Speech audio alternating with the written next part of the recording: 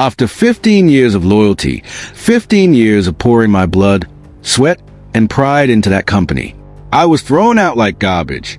No warning, no thank you, no handshake. Just a cold meeting in a small office where my boss told me they were moving in a new direction, and that direction was his 24-year-old nephew, fresh out of college with zero experience. I walked out of that building with nothing. No severance, no future, not even my dignity.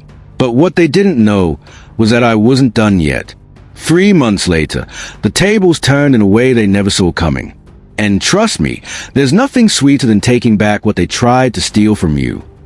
For 15 years, that company wasn't just my job.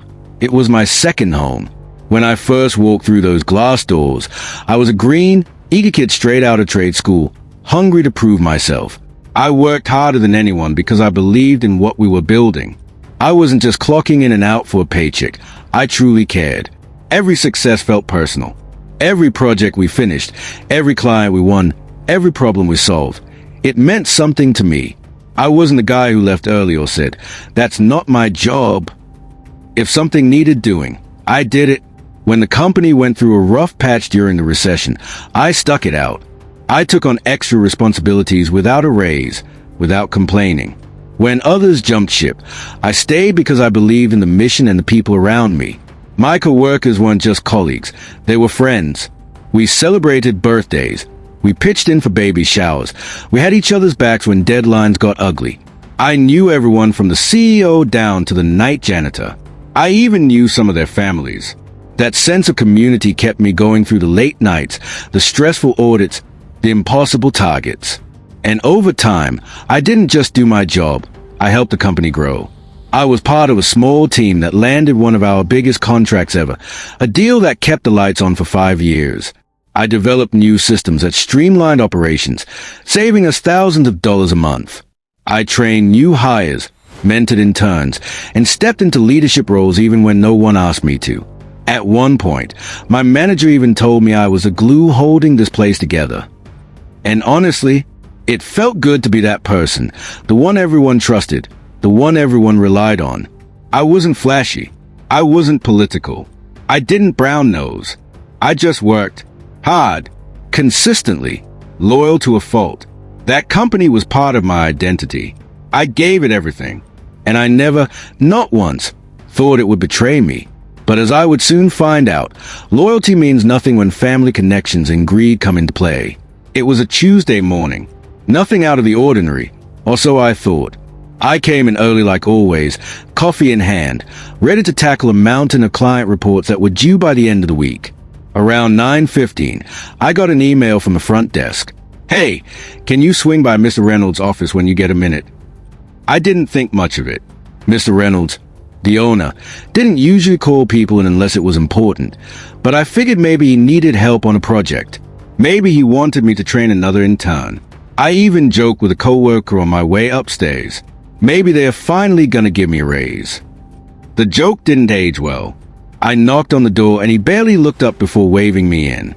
He was sitting behind that big mahogany desk of his, scrolling through something on his laptop. His face didn't have that familiar smile he usually put on for show. No handshake, no small talk, just a cold, sharp glance over his reading glasses. "Sit down." I did, and in less than 2 minutes, my entire career unraveled. No build-up, no thank you speech, no regret. He slid a slim folder across the desk toward me and said, flatly, "We're making some staffing changes. Today's your last day." Just like that. 15 years, reduced to a single sentence. At first, I thought I was hearing him wrong. My brain scrambled for an explanation. Maybe they were downsizing. Maybe the company had been sold. I tried to speak, but my mouth was dry. I finally managed. "Staffing changes? What does that mean? Why me?" Mr. Reynolds leaned back in his chair, looking annoyed that I was even questioning it. "It's not personal. We're just moving in a different direction." Different direction. Those words burned themselves into my mind. He didn't even have the decency to look me in the eye as he said it. I asked if I had done something wrong, if there had been complaints, missed targets, anything. I practically begged for a reason. And that's when he actually shrugged, and said, "We just feel it's time for some new blood." New blood. Those two words would make a lot more sense about 20 minutes later, because when I walked back downstairs, humiliated, carrying a cardboard box with my few personal items, I saw him, sitting at my desk. My desk. A young guy in a brand new suit that looked like it cost more than my last month's rent. Feet kicked up on the filing cabinet. Grinning. It didn't take long for the whispers to start. Turns out, he wasn't just some random new hire. He was Mr. Reynolds' nephew. Fresh out of business school, no real-world experience, no loyalty to the company, no relationships with the clients, nothing. But somehow, he had my title, my salary, my responsibilities. In one morning, everything I had built, every relationship I had nurtured, every system I had improved, all of it had been handed over to a kid whose only qualification was sharing a bloodline with a boss. And here's the worst part. As I packed up, not a single manager came over to say goodbye. Not one. Some co-workers gave me those awkward looks, the ones where they wanted to say something but were too scared. A few whispered half-hearted goodbyes at the elevator, but nobody made a scene. Nobody stood up for me, because deep down, they knew what I hadn't wanted to believe. In that company, loyalty wasn't rewarded. It was punished. The drive home was a blur. I sat in my car outside my apartment complex for nearly an hour, gripping the steering wheel so hard my knuckles turned white. The anger, the shame, the pure sense of betrayal, it was overwhelming. I thought about every night I stayed late. Every weekend I gave up to meet deadlines. Every time I covered for someone else's mistake to protect the team. All for what? A pink slip, a shrug, and a slap in the face. I replayed Mr. Reynolds' cold words over and over again. It's not personal. New blood. Different direction. Yeah, it wasn't personal to them. But to me, it was the most personal thing I had ever experienced. They threw me away like yesterday's trash. Not because I wasn't good enough. Not because I had failed, but because it was convenient, and because they thought I was powerless to do anything about it. They thought wrong. The first few days after getting fired felt unreal, like I was floating outside my own body, watching someone else's life fall apart. I kept thinking maybe I'd wake up, and it would all have been some nightmare. Maybe I'd walk back into the office Monday morning, and everything would be normal again. Maybe Mr. Reynolds would call, apologize, say it was all a mistake. But Monday came, and the phone didn't ring. Neither did Tuesday, or Wednesday. And slowly, the reality sank in. I was out, gone, forgotten. At first, I told myself it was fine. I'd find another job. I had skills. I had experience. Someone would want me. But then the panic started creeping in. Because for 15 years, that company was all I had known. I hadn't updated my resume in over a decade. I had no LinkedIn, no portfolio, no backup plan. While other people my age had built networks, jumped around companies, built safety nets, I had bet everything on loyalty to one place. And that bet had just bankrupted me. The bills didn't care about my feelings. The rent was still due. The credit card statement still showed up, thick and heavy in the mailbox. And savings? Sure, I had some, but not enough to coast comfortably for long. Especially not with the way prices were skyrocketing on everything from groceries to gas. Within a month, the financial panic hit full force. I was behind on rent. Utilities started sending warning letters. I had to swallow my pride and sell a few things I loved. My old guitar, a few pieces of tech I'd saved up for over the years, just to keep my head above water. And the worst part? The isolation. People I thought were my friends, co-workers I had laughed with, stayed late with, supported through their hard times, they disappeared like smoke. At first, I sent a few texts, trying to stay connected. Hey man, just wanted to say good luck with the new projects. Hope you're doing well. Hey, if you hear about any openings, let me know. Most of them didn't even respond. A couple sent one-word replies, stiff and uncomfortable. And then, silence. Word must have gotten around the office that I had been let go, and nobody wanted to be associated with a guy who got the axe. Nobody wanted to risk their own standing by reaching out. I get it now. But back then, It felt like betrayal layered on top of betrayal. You start to question everything. Were those friendships even real? Did any of it ever mean anything? When you're useful, when you're part of the machine, people keep you around. But once you're broken, once you're seen as disposable, they vanish. There were nights I sat alone in my tiny apartment, lights off to save electricity, wondering how the hell my life had come to this. From respected team member to invisible. From the glue holding everything together to dead weight no one wanted to touch. The anger was still there, burning underneath it all. But now it was mixed with something even worse. Fear. What if I couldn't bounce back? What if the best years of my life had already passed me by? What if all I had to look forward to was scraping by, paycheck to paycheck, forgotten by the very people I had once called family? The walls felt like they were closing in. Every rejection email, every ignored application, every unopened message chip away at me a little more.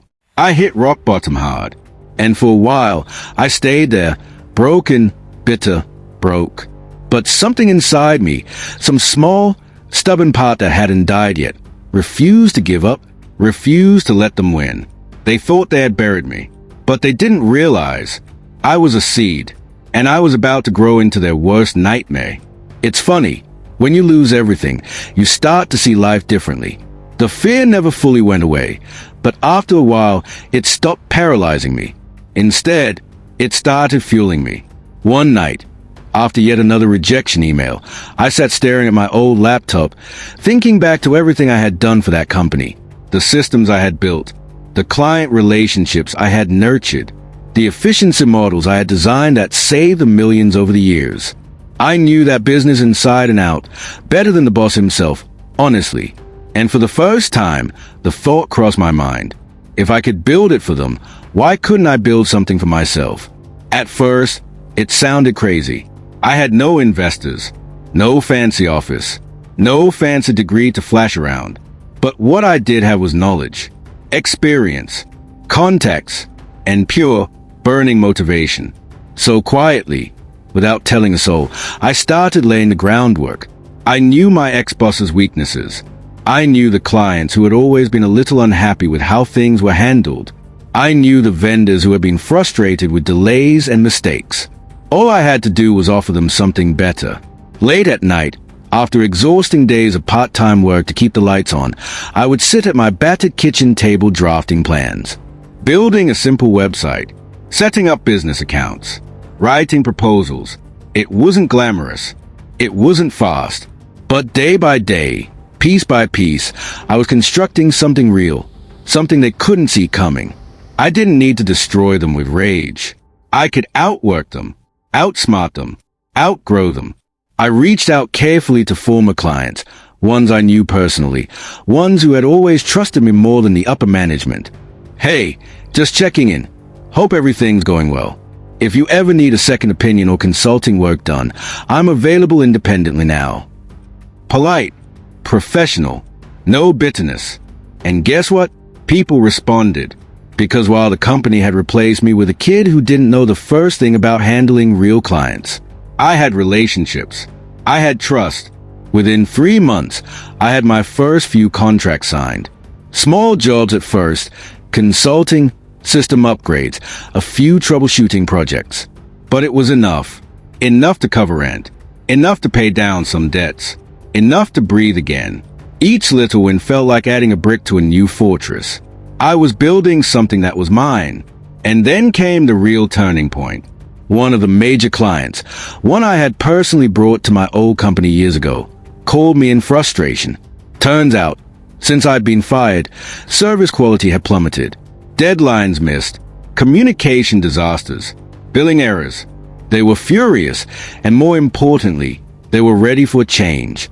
They wanted to move their entire account. To me, it was the biggest contract I had ever seen, bigger than anything I thought I could handle alone. It terrified me. It thrilled me, and I said yes.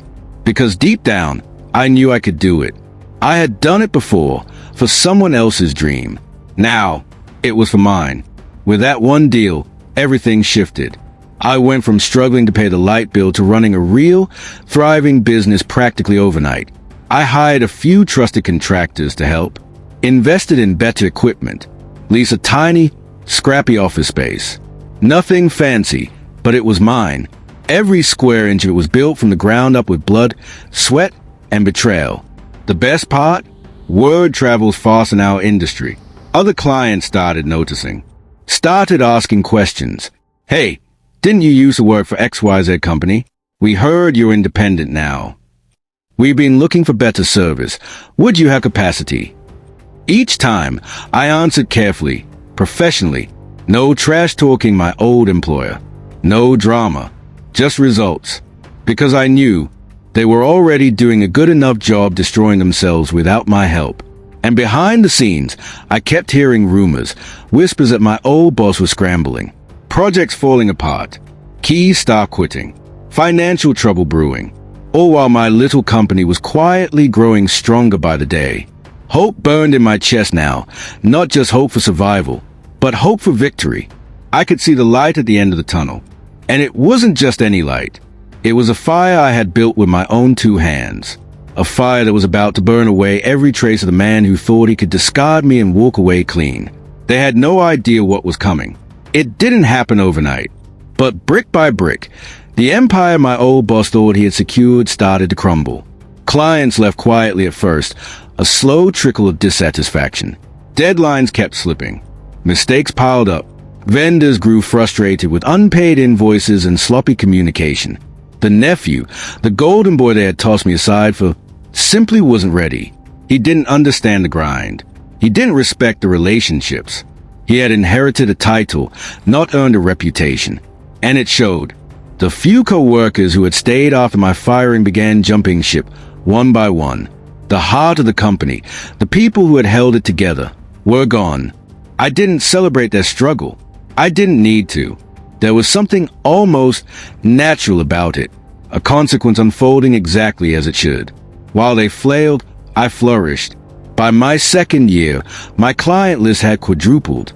I wasn't just surviving anymore, I was thriving. And yet, I never once mentioned my old boss by name.